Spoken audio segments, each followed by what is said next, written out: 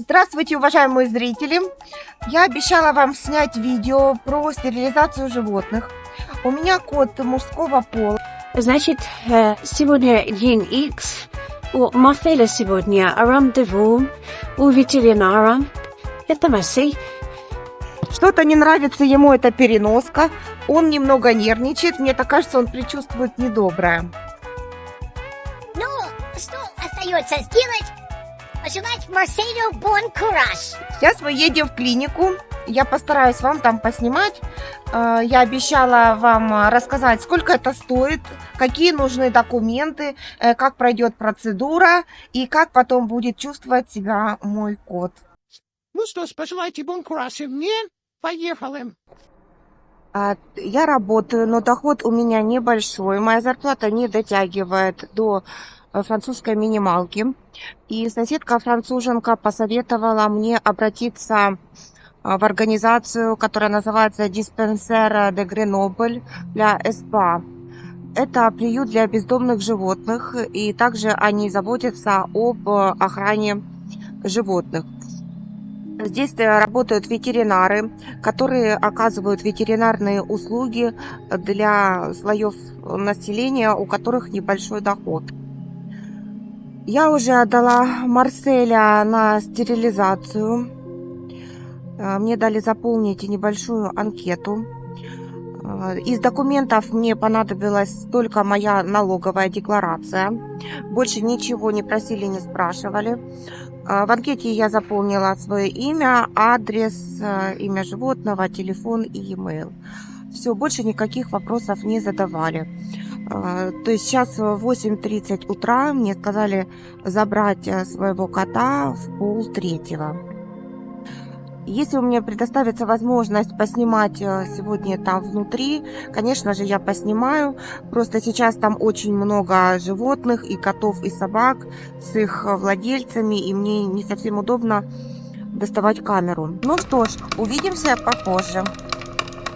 Вот так выглядит внутри приемное отделение в приюте для животных.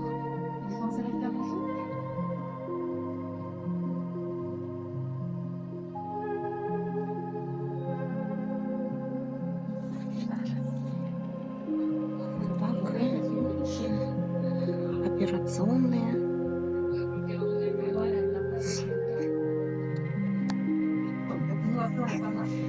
Зал ожидания. Как вот тут выглядит вестибюля.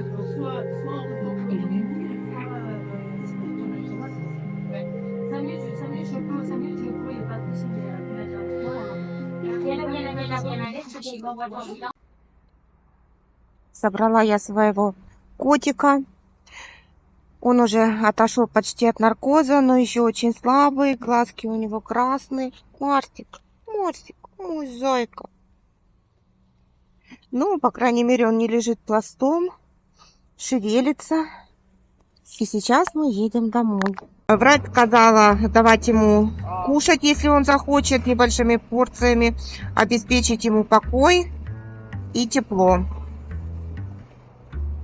Бедный Марсик, ну ты же должен быть смелым французским котом. Марсюшка. Он уже почти отошел от наркоза. Уже поднимается на лапки. Врач сказала, что нет никаких ни швов, ни надрезов. Перевязки никакие делать не надо. Также ему провели чипирование. Чипирование где-то на шее, она сказала, и этот кот невидимый.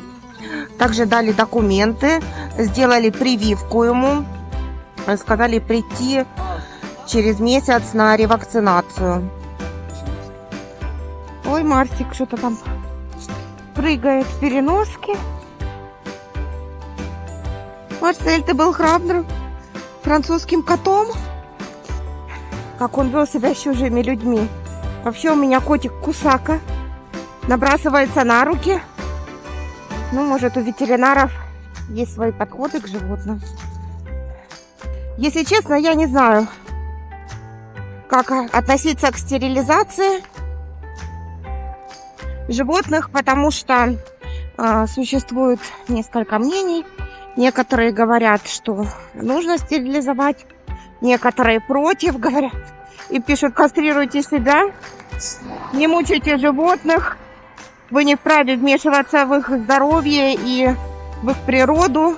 Честно говоря, я не знаю, у меня нет какого-то мнения. Единственное, что мне очень его жалко, потому что ему больно и страшно. Но, может быть, это правильно, и у меня нет никакого другого выбора, потому что мы живем в социальном жилье. Боже мой, бедненький Варзюшка, извини меня, пожалуйста. Ну, во Франции такие правила. И еще раз повторяю, выбора у меня другого не было. Вот мы приехали на нашу остановку. Посмотрите, сегодня какая чудесная погода. Солнце, очень свежий воздух, примерно -2. Сухо, тепло. Марсик сидит у меня в клеточке, переноске. Продолжает дрожать, несмотря на то, что я его закутала в одеяло. Сейчас буду отогревать его дома. Я попросила сделать Марселю вакцину. Сказала, что он будет гулять. И в будущем я буду гулять с ним на шлейке. Я уже заказала ее с Алиэкспресс. Но первый опыт одевания шлейки на кота оказался неудачным. То есть я его одела, но он из нее вытек как вода. И второй раз он отказался ее одевать, он все меня искусал. Ничего, будем постепенно приучать.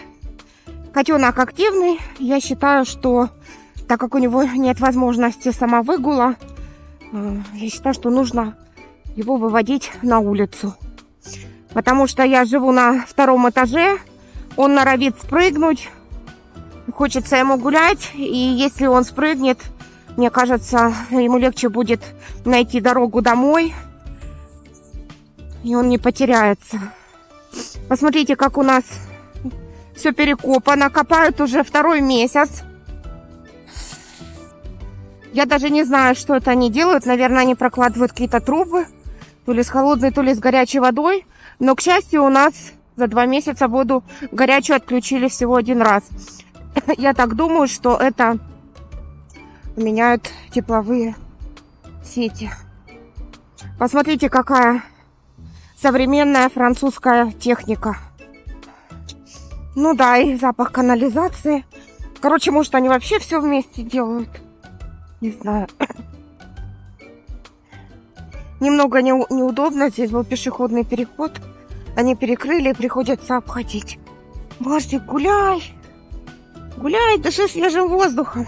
Но что хочу отметить, что работы проводятся в чистоте. Сразу все убирают. Сразу кладут новый асфальт. Убирают все ограждения. То есть это не развозятся на месяца. Грязные дыры. Ну, все, короче, очень быстро, цивилизованно.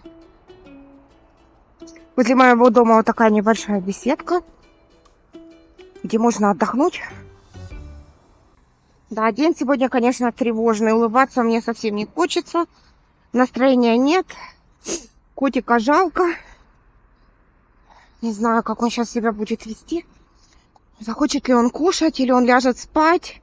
А может, он куда-нибудь забьется в тихое место. Что хочу сказать по оплате. Значит, мне сказали, вы можете оставить пожертвования сколько можете.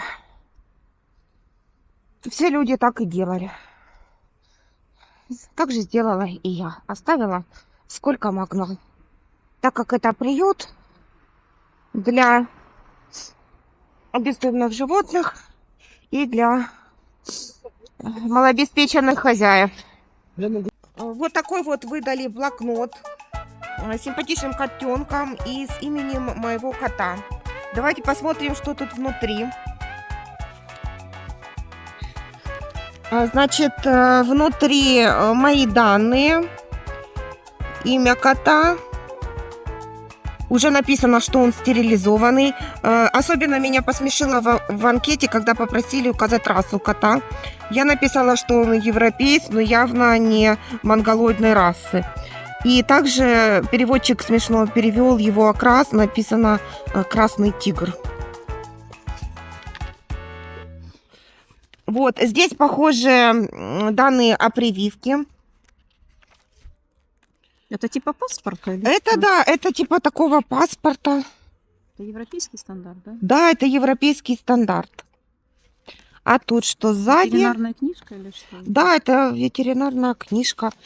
А вот тут вот 14.02. Ага, его вес 2,6 килограмм.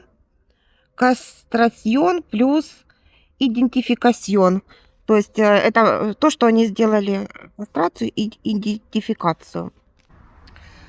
После стерилизации котенка мне выдали вот такую симпатичную косметичку. Вообще во Франции все делается эстетично и красиво. Вот, со второй стороны тут такой прозрачный кармашек, куда, наверное, можно засунуть фото животного. И давайте посмотрим, что внутри.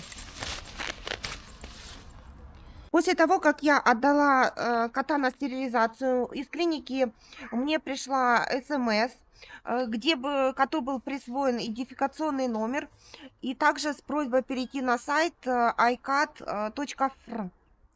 Значит, на этом сайте мы можем сообщить о потере питомца, о смерти питомца, все его данные здесь зарегистрированы.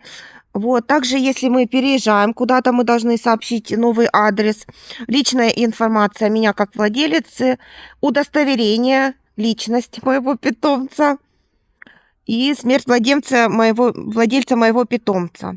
И также здесь очень много разной полезной информации о животных. Вот. Например, вот давайте посмотрим удостоверение личности моего питомца. Есть пластиковая карта, которой можно нам позавидовать, потому что и у нас таких нет. Здесь, значит, его пол, стерилизация, европейская внешность, окрас. И здесь мои данные. Марсик слабенький, очень вяленький. Улегся под батареей. Пытался залезть на батарею, но ничего не получилось. Даже мякнуть нет сил. Ой, сладкий. Хочет залезть на батарею. Не получается. Он расстраивается. Обычно он с первого взлета на батарее. Бедный изголодавшийся кот уплетает морковку с цветной капустой. Такого за ним раньше не наблюдалось. Обычно овощи он не ест, не любит, и даже если я добавляла ему в еду морковку, он всегда ее оставлял. А тут ест и цветную капусту, и морковку, и даже французский вонючий сыр. Видно, что ему нехорошо. Какие-то странные звуки стоят, до этого такого не было, что встречала. Я тебя не трогаю. Ты что, если он на меня перестал мне доверять, такой хозяйке? Ну. Время после стерилизации мой кот себя чувствует хорошо, он играет, он просится гулять, он остался таким же ласковым, хорошо кушает. Так что, в принципе, я не жалею, что мы сделали эту процедуру. Просто на улице сейчас прохладно, он дрожит от холода, мы пошли домой.